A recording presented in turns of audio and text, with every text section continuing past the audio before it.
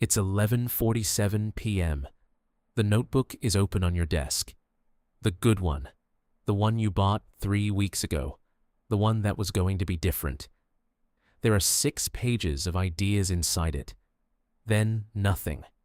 Beside it, a library book 2 days overdue, 17 browser tabs, a business plan that made it as far as executive summary. You close the laptop. You already know how this ends.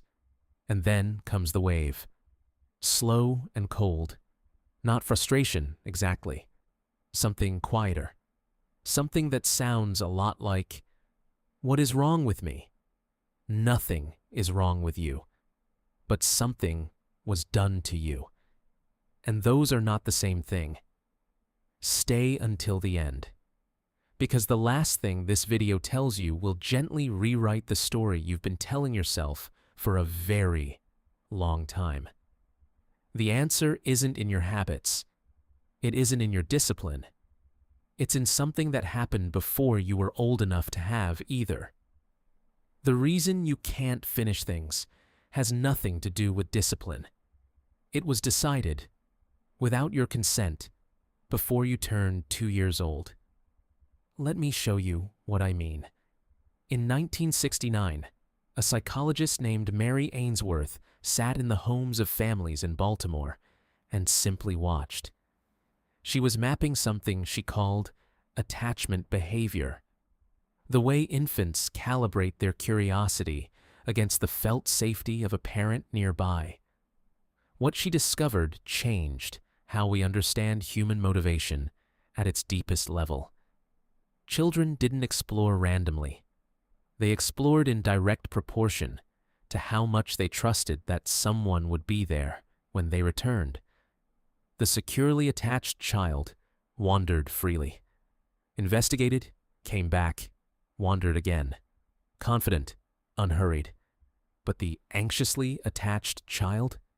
They either stayed close to the door, or they moved frantically, touching everything, settling nowhere, always half watching over their shoulder.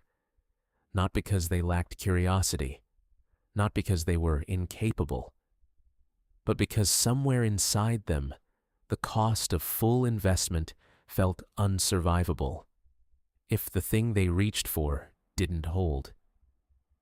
Ainsworth thought she was watching toddlers. She was watching you. Starting feels safe because the notebook is still perfect. The idea is still the best version of itself. Nothing has been submitted to judgment yet. And you can always say, "But I haven't really tried yet." That protection made complete sense once. It makes you quietly miserable now. Here is what this looks like from the inside. It's 10 p.m. on a Tuesday. Someone opens a new folder, creates a file, types a title. There's a real lift in the chest, something that feels like energy, like finally. They stay up until midnight planning. The idea is alive. 3 days later, the folder is still there. They haven't opened it. The feeling is gone, and in its place is something familiar. A low, quiet shame. This isn't a story about laziness. It's a story about a nervous system that learned to live in the moment just before commitment, because that moment still felt safe. Your brain learned to find its reward in possibility, not completion. Not because you're broken, because the next phase, the slow, unglamorous, uncertain middle, became associated with a very specific kind of pain, the pain of discovering you might not be enough. It's 11:52 p.m. You just opened a new tab. The old project is still there.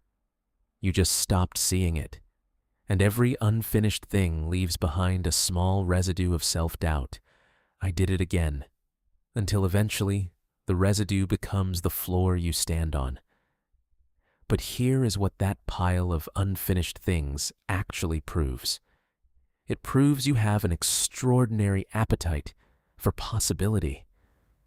Your mind moves fast enough to see the shape of something before it exists, to hold 17 directions simultaneously and feel the pull of all of them.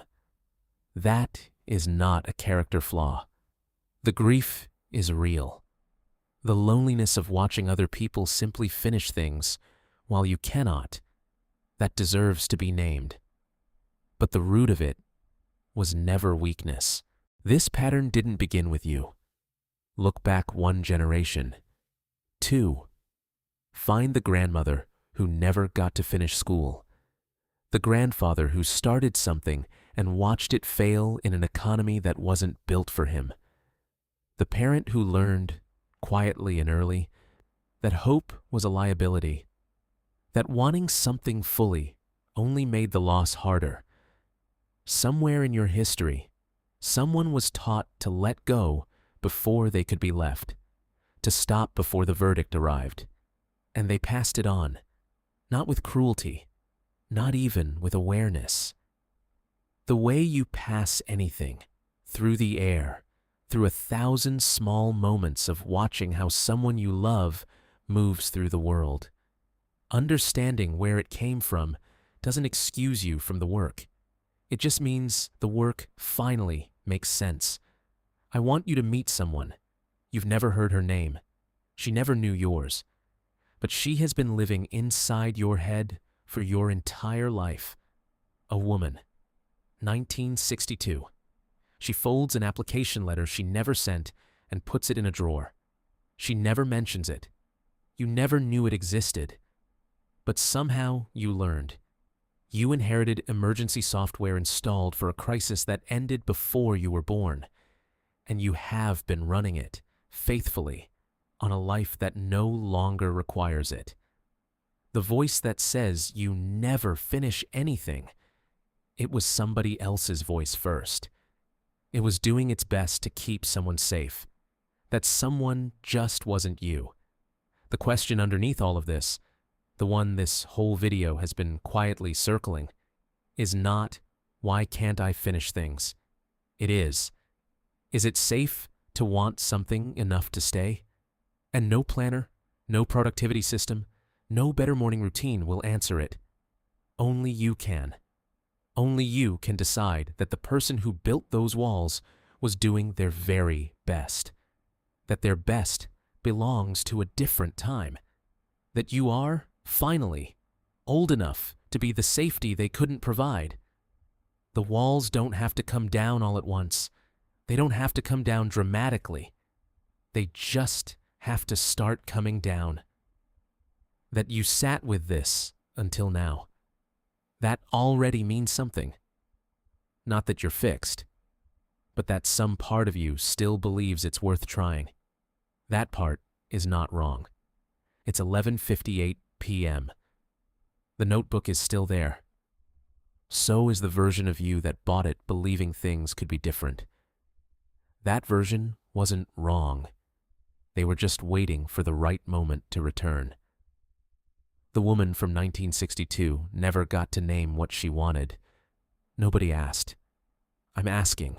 Write it in the comments. One thing. The project, the letter, the idea that keeps coming back. Give it a name. Because a thing with a name is harder to fold and put in a drawer.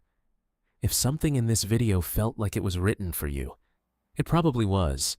Subscribe and come back.